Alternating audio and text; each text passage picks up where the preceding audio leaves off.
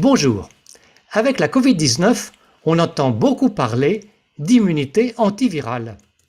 L'immunité vis-à-vis d'un micro-organisme pathogène désigne un état particulier d'un être vivant qui le rend peu vulnérable face à une contamination par ce micro-organisme.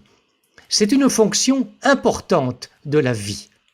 Tout être vivant est soumis à des agressions microbiennes qu'il doit combattre. Cette fonction est exercée par le système immunitaire, un ensemble d'organes, de tissus et de cellules disséminés dans le corps, en particulier les végétations, les amygdales, l'appendice et les ganglions lymphatiques. Les cellules de l'immunité sont les globules blancs ou leucocytes, dont les granulocytes, les lymphocytes B, T et tueurs, les monocytes sanguins et les macrophages dans les autres tissus.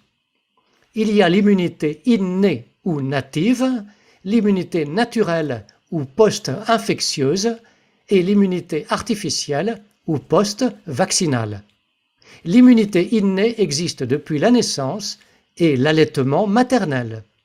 Les immunités naturelles et artificielles nécessitent un phénomène d'immunisation qui prend des jours, mais dure longtemps en raison de la mémoire immunitaire. L'immunité innée est polyvalente et d'efficacité variable. Les immunités post-infectieuses et post-vaccinales sont monovalentes ou spécifiques, c'est-à-dire dirigées contre un micro-organisme précis. L'état d'immunité ne se résume pas à la production d'anticorps ou immunoglobulines, qui n'est que la composante humorale, facile à explorer biologiquement par un dosage des anticorps spécifiques dans le sang, le sérodiagnostic quantitatif. Car la seconde composante de l'immunité est au moins aussi importante, c'est la composante cellulaire, plus difficile à explorer et ce n'est pas courant. Un simple dosage des anticorps spécifiques contre un virus précis ne reflète pas bien l'immunité contre ce virus.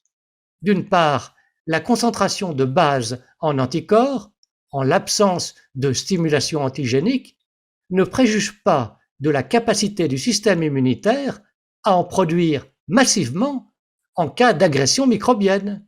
D'autre part, elle ne donne aucune indication sur la composante cellulaire. Enfin, l'immunité naturelle ou post-infectieuse est presque toujours nettement supérieure à l'immunité post-vaccinale. Merci de votre attention.